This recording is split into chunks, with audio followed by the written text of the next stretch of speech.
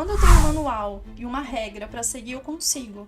Mas quando eu preciso ser eu e entregar o melhor que eu posso, eu tenho dificuldade. Só que esse mesmo conhecimento que a internet nos proporciona nos afasta de ser humano. O que eu preciso para ser uma benzedeira? Desejar, ajudar o outro.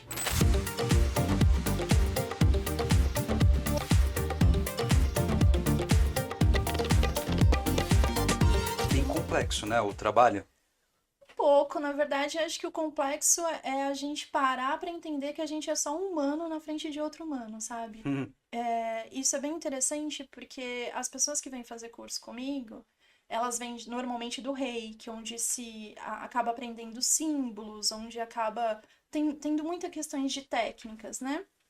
E quando eu falo que o benzimento, na verdade, é só uma troca de amor, a pessoa já se sente insegura, se sente incapaz de fazer isso. Ou seja, quando eu tenho um manual e uma regra para seguir, eu consigo.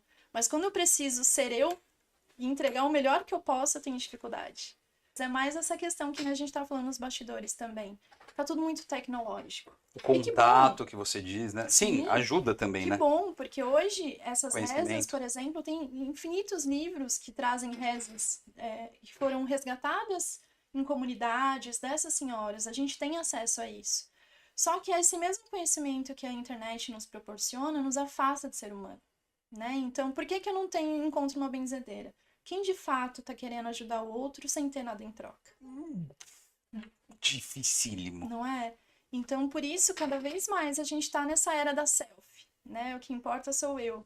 Eu primeiro. E que bom, também precisa, a gente também precisa se olhar, a gente também precisa se cuidar, mas o outro acaba ficando muito distante. E aí a gente vai perdendo ofícios como esse, de estar em contato e ter uma troca humana.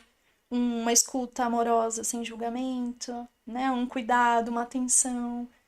Outro mito que traz bastante dentro do benzimento é o seguinte: mas o benzimento só acontece, você só pode se tornar uma benzedeira se você recebe esse ofício da sua avó, da sua bisavó, da sua Ah, tataravó. tem que ser algo que passa de... Na verdade, é um mito. Ah, Existem até vários documentários que trazem isso, que as antigas benzedeiras, elas até encontravam rezas, né?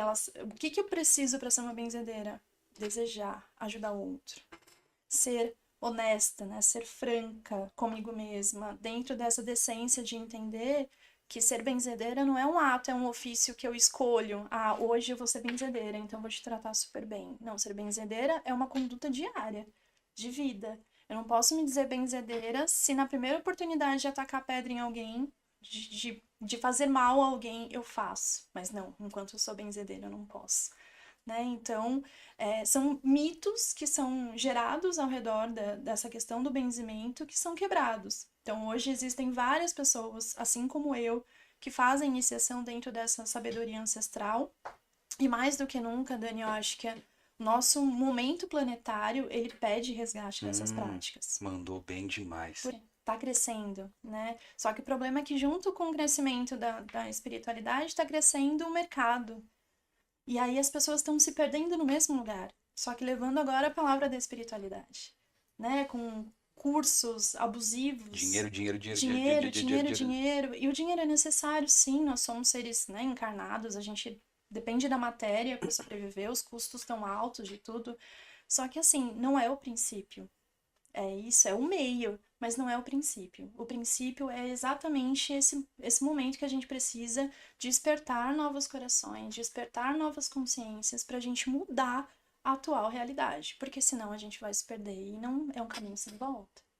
Tem alguma história marcante aí no trabalho de benzedeira? Tem alguma Tá. história que passou na sua mão que foi assim, pô, marcou essa daqui, foi diferente. Nossa, Dani, tem uma história que é bem marcante para mim. Na verdade, não foi do ato de benzer. Do ato de benzer até tem algumas histórias.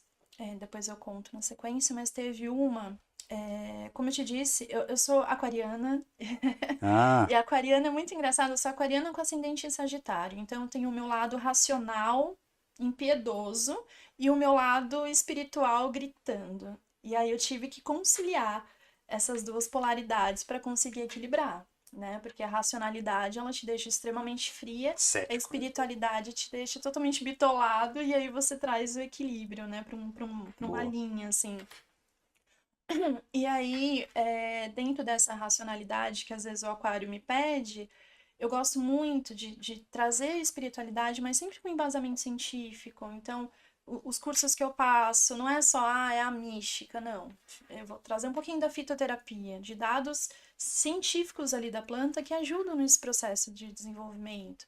Ou então, que nem a gente está falando do Masaru Emoto, né? Eu trago esse dado também para a gente entender o poder da palavra, a medicina da palavra, quanto que a gente consegue atingir de benefícios e malefícios, né? E aí, dentro dessa racionalidade, dessa busca pelo conhecimento, eu fiz algumas iniciações dentro do benzimento, com várias dirigentes diferentes. E uma delas eu admirava muito. Eu tinha uma admiração por essa mulher. Sabe aquela mulher que você fala, meu Deus, eu quero Quero fazer, ser. eu quero fazer curso com ela, eu quero poder ouvir o que ela tem a dizer, porque eu gosto muito dessa medicina da fala, sabe? Eu tenho essa escuta de se eu tiver com alguém que eu admiro, eu Fala, fala, ai, fala pode mais, fala falar. mais. Exatamente isso. E essa mulher, eu tinha essa admiração. E eu fui fiz esse curso com ela, essa iniciação também com ela. Foi tudo lindo, maravilhoso. Só que nessa época que eu fiz, eu já facilitava cursos. E quando ela viu que eu também facilitava, ela se sentiu absolutamente ofendida. Ela sentiu como se eu fosse uma concorrente, como se isso fosse um negócio. Hum, E eu sempre pratico valores muito justos em tudo que eu faço, né? E o meu valor era muito muito abaixo, abaixo do que entendi. ela praticava. Virou uma ameaça. Virou. E aí ela me expulsou do grupo de benzedeiras e me expôs no grupo para centenas de benzedeiras, dizendo por que eu estava sendo expulsa, porque eu tinha plagiado ela, que eu tinha seguido o que ela tinha falado, tava indo. Nossa, foi terrível, assim, pra mim. Quando eu recebi essa carta, eu fiquei. Meu Deus. O que você tem notado? Quais são os serviços que você, dentro dos serviços que você pratica, os trabalhos e o conhecimento em que você tem nos serviços, quais que, no seu ponto de vista, têm ajudado mais as mulheres? Olha, Dani, eu acho que as práticas ancestrais, eu trabalho muito com essas práticas que vêm das anciãs ali, da vaporização uterina, a prática de expressão. Vaporização uterina é um método antigo onde você recebe um vapor de ervas, de um combinado de ervas através da vagina, trabalhando não só a questão física, porque aumenta a circulação sanguínea, então melhora a libido, melhora a lubrificação e uma série de outras coisas, mas na parte espiritual e energética, a limpeza uterina de memórias, de abusos, de relações tóxicas e tudo mais. Bacana. Então, isso é bem interessante. Eu faço a condução tanto de rodas em grupo, como em rodas como atendimento individual. E é bem interessante a consciência que gera, sabe? Uma egrégora que gera de fato para as mulheres começarem nesse processo de autocuidado, a se permitir abandonar coisas do passado. Então, vamos supor que tudo isso é uma balela, né? Como Tá. muita gente pensa. É Apesar de frescura, é né? frescura, é Ah, balela, é misticismo, existe uma questão psicológica também envolvida, porque a partir do momento que você passa por uma ritualística dentro de um propósito, você já ativa as suas células neurais com a compreensão de que aquilo funciona, de que aquilo realmente vai acontecer. Então, existem questões psicológicas, existem questões energéticas, espirituais e físicas envolvidas que são bastante transformadoras. E é uma coisa que as mulheres, infelizmente, a gente estava até falando sobre isso nos bastidores, como o patriarcado tirou a mulher do seu contato consigo mesma. Então, a tem mulher. muito disso também, essa procura. Vou passar com a Cris porque eu tenho certeza que em uma semana eu sou outra pessoa. Se tem, não chega até mim, porque senão eu puxo a orelha. Boa, porque é um processo, né? Não é assim que Qualquer funciona. dos trabalhos que você faça, todos eles demandam uma análise profunda, um tempo. É muito relativo, Dani. É claro que uma consulta, tanto que eu abro, eu não faço só tratamentos terapêuticos. Quem quiser fazer uma consulta comigo, porque como eu atuo com técnicas energéticas, pode fazer, não tem problema nenhum. Mas é muito relativo. Tem pessoas que na primeira semana já sentem uma melhora absurda. A Hum, questão é que, como a gente fala de mente, ela mente, boa. né? Então, é sempre uma oscilação muito grande. Você tem uma semana que você tá muito bem, que você fala, nossa, acho que eu nem preciso mais de terapia. Na próxima semana, puf! cai. Porque é isso, a gente começa a chacoalhar. É igual a gente brinca com o metrô. Quando o metrô tá chacoalhando, que é pra ajustar e caber melhor as pessoas. Ah, É mais ou menos isso. A gente precisa fazer um movimento ali dentro daquele campo para que, de fato, as coisas que são certas voltem para o lugar e as que não são sejam removidas. Então, é uma coisa que vai depender muito de pessoa para pessoa. Existe a parte do comprometimento. Eu dou muita lição de casa. Eu sou a chata da lição de casa. Porque, assim, prática, né? precisa, porque eu não quero de forma alguma criar dependentes. Não quero que as pessoas que estejam na terapia comigo fiquem a vida inteira. Cris, Cris, Cris, Cris, Cris. Não é sobre isso, né? E nada que eu faço eu pratico dessa forma. Eu ensino. Tanto que, eu vou passar um banho de erva, eu ensino o que eu tô fazendo, eu explico o porquê que eu estou fazendo isso. Fora do âmbito religioso, né? Porque as pessoas estão muito acostumadas a receber um banho de ervas, por exemplo, na Umbanda, no Candomblé, porque tem conhecimento dos orixás. Eu trabalho com a fitoenergética, esse lado energético da planta, É que diferente.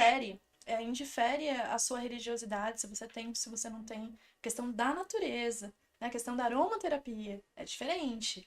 Então, eu ensino. Eu não Não é fico meu, restringindo o conhecimento patenteei. de forma alguma, justamente porque eu acredito que aliás, eu quero e a minha missão é que as pessoas consigam caminhar sozinhas. Eu tô, Você comentou também nos bastidores sobre o filtro dos sonhos. sim, Como que, aonde que ele entra aí no seu trabalho? tá. O filtro dos sonhos, que é o tear do som que a gente fala, é uma das vivências terapêuticas que a gente faz, onde também trago esse resgate da arte ancestral, de tecer o próprio filtro dentro dessa questão de amuleto, né? Amuleto dos sonhos, de retenção de energias negativas. Só que a gente traz para a medicina do tecer, que a gente utiliza o arquétipo da avó-aranha, que é a grande tecelã do universo. Então, através dessa ritualística, você vai no seu tecer, vai acessando processos. Então, chega um momento que de repente dá um nó muito grande, aí você tem que voltar. Aí a gente entra com esse lado terapêutico, com a parte da sua vida que a coisa enroscou, que você precisou voltar uma etapa para dar continuidade. Teve uma vez que eu fui ministrar em Mariporã essa vivência e foi bastante interessante porque eu falo, gente, as vivências de tecer é um processo muito interno, individual. Então, procurem não ficar nesse lugar de comparação, se o outro tá mais bonito, se o outro tá mais rápido, porque é um processo seu. O filtro, O você disse. filtro, Ah, qualquer medicina, ah. do tambor também. E aí, nesse dia, lá em Mariporã, o moço começou a tirar sarro das outras pessoas que estavam demorando. Ele, gente, eu tô muito rápido. Eu falo, dá uma segurada, fica tranquilo. E ele tirando sarro, levando na brincadeira, né? Que ele tava indo rápido. Aí quando ele chegou e finalizou, ele falou, professora, eu terminei. Quando eu fui olhar, ele tinha feito tudo errado. Aí eu falei, meu amor. E é interessante porque ele foi pra fora. O filtro dos sonhos, você faz o tecer pra dentro. Então, sempre visando o nó pra dentro. E Ele tem um tava. porquê. Tem, porque você tá olhando para os seus processos internos, você tá olhando pra dentro, né? A medicina Ah, da sua vida, é o perfeito. tecer da sua própria vida. E no filtro dele ficou claro que ele foi pra fora. Ele jogou um nó pra fora. E faz total sentido, porque ele estava preocupado com o externo. Exatamente. Ele ficou muito bravo de ter que desfazer, porque aí tem que desfazer nozinho por nozinho e voltar para o começo de fato. Eu acho que o resultado vai muito da disposição das pessoas. E o profissional, ele percebe, né, quando a pessoa. Total, E certamente total. você sabe que vai acontecer o processo tranquilamente também, né? Tipo É, assim, você vai chegar onde você deseja, porque eu percebo que a sua vontade é tão grande que eu só vou ser só uma pontezinha pra você passar e, tipo assim. é isso. Eu sempre falo, às vezes elas brincam, você vai desistir de mim? Eu falo, eu não desisto de ninguém. Porque uma vez que eu desisto de algum paciente, eu tô desistindo de mim mesma, né? Então, quem vai desistir, eu espero que não, é você.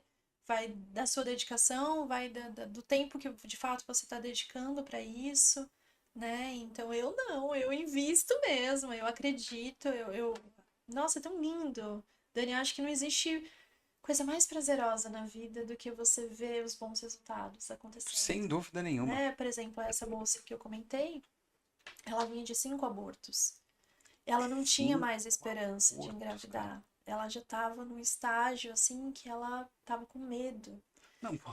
E aí, de repente, ela ter engravidado, tem uma menina linda hoje, né? Que eu tô sempre por perto, ela continua comigo. 5 abortos.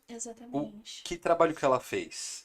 Então, antes a gente entrou com um trabalho bastante forte terapêutico, foi mexer com criança interior, foi mexer com traumas do passado, foi mexer com baixa autoestima, com esse lado masculino exacerbado. Hum, A gente mexeu em várias gavetas antes para chegar nesse lugar, que aí, na verdade, com relação à gravidez mesmo, foi só eu dizer, tipo, você tá pronta, a gente vai começar a trabalhar, porque aí eu ia entrar com as técnicas de vaporização uterina, que ajuda na fertilidade, a medicina do cacau ajuda na fertilidade. Então a gente nem se empenhou, a gente fez algumas vezes, mas nem se empenhou grandemente, porque tinha outras barreiras que estavam impedindo.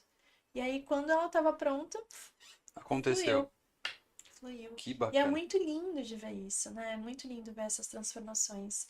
Eu falo que, às vezes, a nossa maior busca na vida é pensar qual é a sua missão de vida na Terra, né? Bom, a minoria das pessoas talvez pensem isso, porque a boa parte está nesse automático de eu preciso ganhar dinheiro, eu preciso ter uma casa maravilhosa, eu preciso ter um carro do ano. Mas existem algumas pessoas que falam, não, peraí, Cara, e sabe o que é um barato, Cris? Eu trabalho com um público.